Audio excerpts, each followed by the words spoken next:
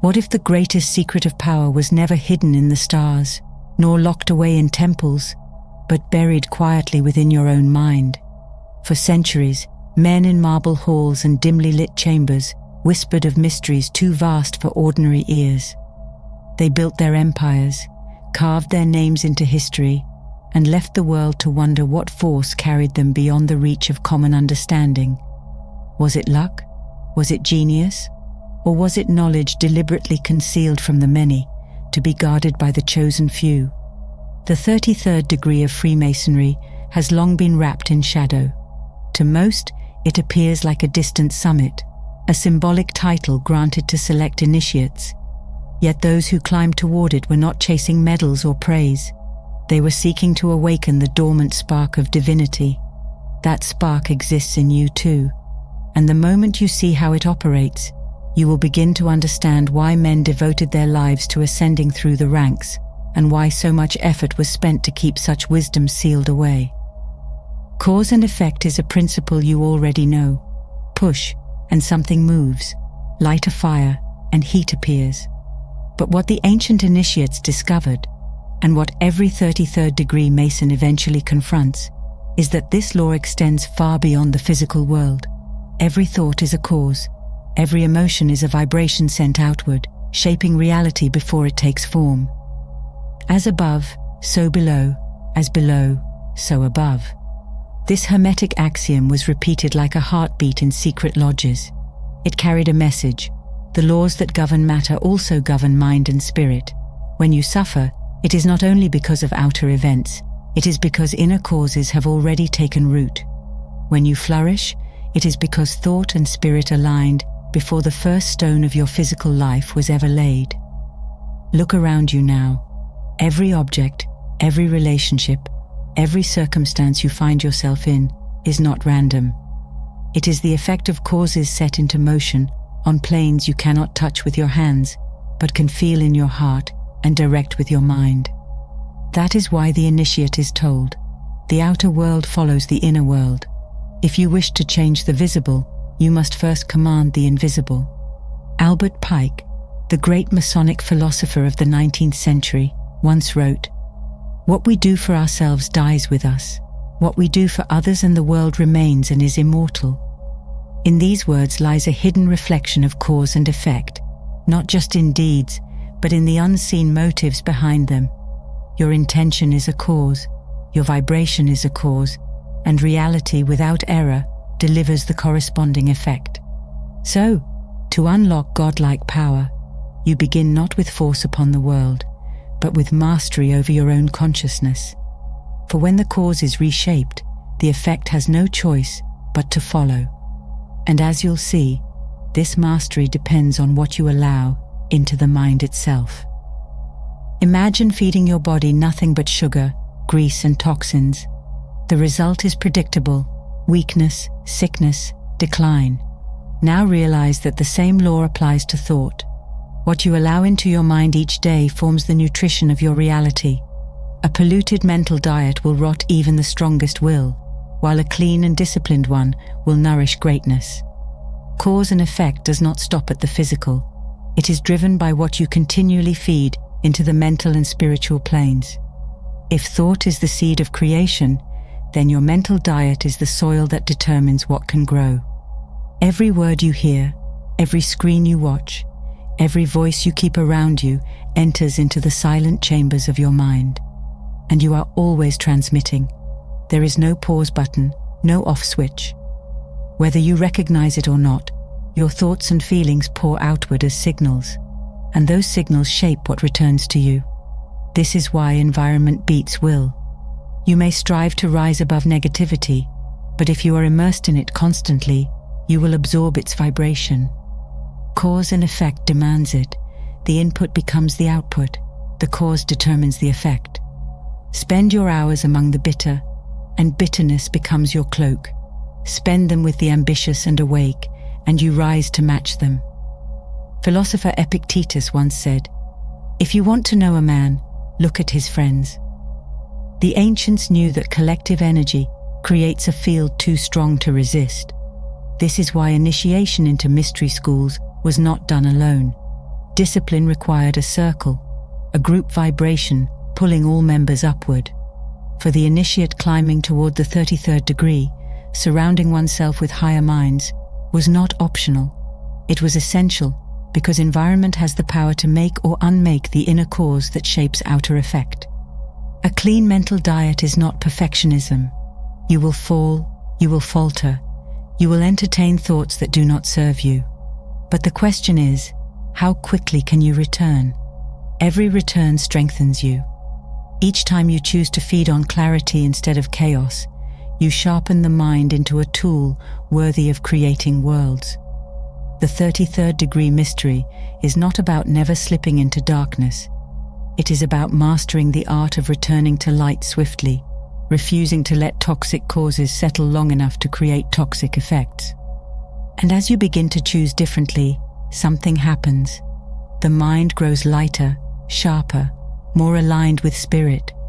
Suddenly the principle of cause and effect becomes more than an idea. It becomes a living reality, visible in every corner of your life. The ancient initiates knew that thought is not idle, it is active food, and every mental choice is a step either upward toward mastery or downward into unconsciousness.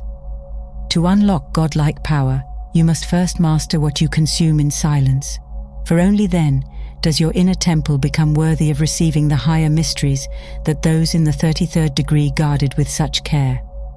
Everything moves. Even the rock you believe to be solid is vibrating beyond your senses. The ancients understood that nothing in this universe is still. Every form, every object, every being resonates at a frequency, and those frequencies call out to one another. And this is where the mental diet becomes more than just a practice of filtering thoughts. It becomes the direct sculptor of your vibration. What you repeatedly feed into the mind determines the frequency you live in, and that frequency is what reality mirrors back to you. The 33rd degree initiate learns that vibration is the hidden current beneath cause and effect, the invisible force that translates mental seeds into physical harvests. Your thoughts vibrate, your emotions vibrate, and when they align, they form a resonance so strong that reality itself bends to match it. This is why masters of hidden orders could command wealth, influence, and destiny, because they were not merely thinking, they were vibrating with what they desired. Cause and effect shows us that inner states create outer realities. Vibration reveals how this transfer takes place.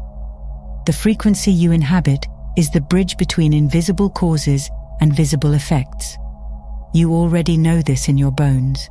Recall a time when joy radiated so strongly through you that others could sense it before you spoke. Or a moment of anger when the entire room grew tense, as if the atmosphere itself shifted. These are not coincidences. They are demonstrations of vibration, the law that ensures nothing is isolated. The 33rd degree mystery lies in mastering this understanding, not by chasing emotions as fleeting visitors, but by choosing the state you live in as a permanent residence. To dwell in higher vibrations is to place yourself at the gateway of godlike creation. The Scottish Rite initiates were taught that vibration is the eternal hum of existence, and those who rise through the degrees must learn to harmonize with it consciously. Matter is slow vibration, thought is faster, spirit is faster still, and all are woven together by the same law. To unlock godlike power, you do not fight against vibration, you tune yourself into alignment with it. Just as a musician tunes an instrument to resonate with the orchestra, you tune your mind and spirit to resonate with the universe. And when you do, creation is no longer accidental. It becomes intentional, precise, inevitable. A thought may seem small, invisible, fleeting, yet thought is the seed of universes. Everything you see was once only an idea. Cathedrals, empires, machines, revolutions, all began as a whisper in the silent mind of one human being. And just as vibration reveals the frequency you live in, thought is what generates that frequency in the first place. This is why initiates of the 33rd degree were taught to guard their thoughts as carefully as a king guards his crown. For to think is not passive, it is to set a cause into motion that vibration will amplify and carry into form. When you shift a thought, your entire inner atmosphere changes. Think of love, and your chest warms. Think of gratitude, and the heart expands. You did nothing but think, yet your whole being transformed. That transformation is vibration responding instantly to thought. And when you repeat that thought, when you sustain it long enough, you do more than alter your mood. You begin to sculpt the very fabric of your outer world. This is the silent power of thought. It does not remain within. It radiates outward, commanding vibration to prepare matter for its arrival. But thought is not magic in isolation. It requires accumulation. One passing vision will not overturn the momentum of years of contrary thinking. Just as a drop of water cannot carve a canyon, but thousands of drops can shape stone, repeated thought, consistently held, reshapes the landscape of your life. The 33rd degree mystery reveals that thought is the true architect of destiny. What you rehearse in silence is what you rehearse into being. This is why mental diet is not a suggestion, but a necessity. To allow stray thoughts to dominate is to surrender creation to chaos. To master thought is to wield godlike power. Albert Pike declared that a man is not saved by the truth of which he is in possession, but by the truth which possesses him. Thought, once it possesses you, becomes more than an inner flicker. It becomes a force that acts through you and around you. The initiate's task is to let higher truth, higher thought, and higher vision take possession of the mind, until every vibration echoes with its power. When this happens, you no longer wonder if reality will bend. You know it must. Thought, sustained and aligned, is the very breath of creation, and it is the breath you have always carried within. Why then was such wisdom hidden? Why cloak it in degrees, symbols, rituals, and silence? Because knowledge of thought, vibration, and cause and effect is not trivial. It is the very machinery of creation. To place such understanding in unprepared hands would be like handing fire to one who knows only destruction.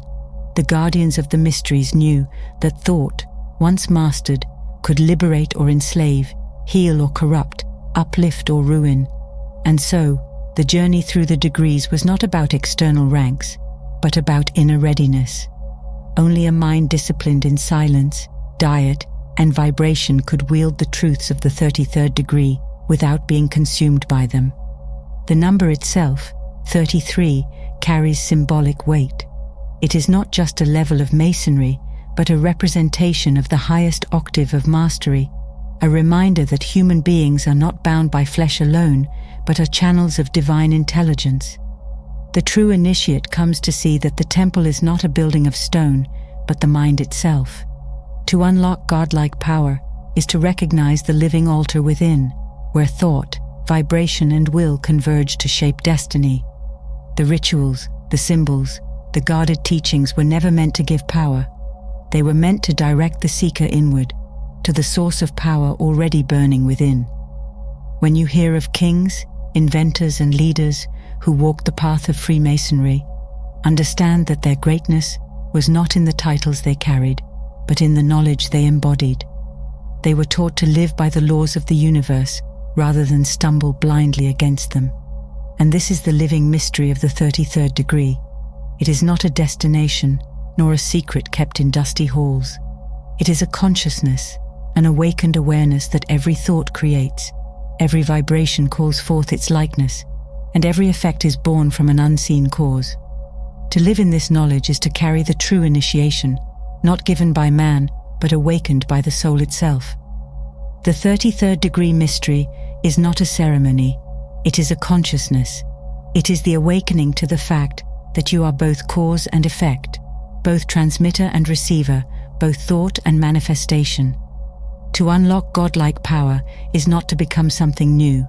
It is to remember what has always been hidden in plain sight. As Pike and countless initiates implied, the true temple is within. When you honor the mind as the sacred chamber of creation, when you cleanse the diet of thought and align vibration with spirit, you rise to a degree higher than any lodge can confer. You become the living initiate, the awakened mason of the soul. and from that moment forward, reality itself bends to your command.